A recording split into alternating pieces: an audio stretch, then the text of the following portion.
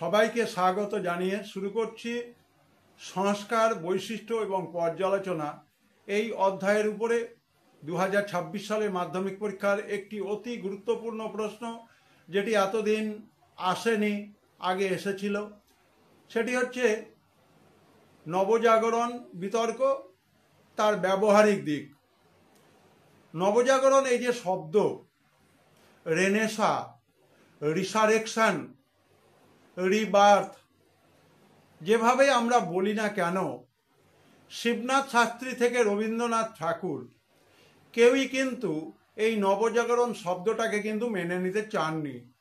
তারা অষ্টাদশ শতকের শেষের দিক এবং ঊনবিংশ শতাব্দীতে বিভিন্ন গ্রাম বাংলা থেকে ভূসম্পত্তির উপর ভিত্তি করে উঠে আসা মানুষ, সে রামমোহন হতে পারে, তারা কলকাতাতে এসে পাশ্চাত্য ইংরেজি শিক্ষার আলোকে বাংলার কুসংস্কার দূর করে নতুন সভ্যতা সংস্কৃতি পাশ্চাত্য জ্ঞান বিজ্ঞানের আলোতে আনার চেষ্টা করেছিলেন।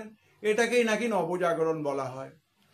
নবজাগরণ ইউরোপে, ইতালিতে যেটা হয়েছিল তার সঙ্গে এর কতটা মিল রয়েছে, কতটা পার্থক্য রয়েছে, প্রকৃত অর্থে এই যে বাংলার বুকে ঘটে যাওয়া সাংস্কৃতিক পরিবর্তন, তাকে নবজাগরণ বলা যায় কি না, এই সমস্ত বিষয় কিন্তু আলোচনা হবে in the light off history, ইতিহাসের আলোয় ইউটিউব চ্যানেলে। আমরা বললাম শিবনাথ শাস্ত্রী থেকে শুরু করে রবীন্দ্রনাথ ঠাকুর কেউই কিন্তু নবজাগরণ কোট আনকোট এই শব্দটাকে মানতে চাননি। রবীন্দ্রনাথ ঠাকুর তার কালান্তর কাব্যগ্রন্থে তিনি কিন্তু একে বলেছেন নবযুগ।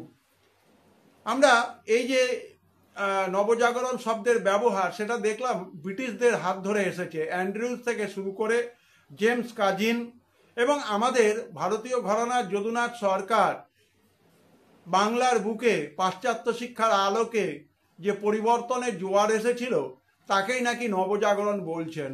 অতি সংক্ষেপে এই হচ্ছে নবজাগরণের ব্যবহারিক বিতর্ক। 26 সালের যারা মাধ্যমিক পরীক্ষার্থী রয়েছে তারা এই বিশেষ দিকগুলোকে মাথায় রেখে তোমরা তোমাদের উত্তরটি তৈরি করবে।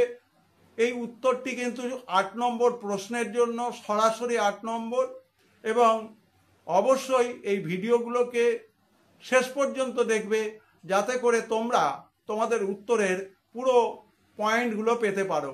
সবাই ভালো থাকবে, সুস্থ থাকবে।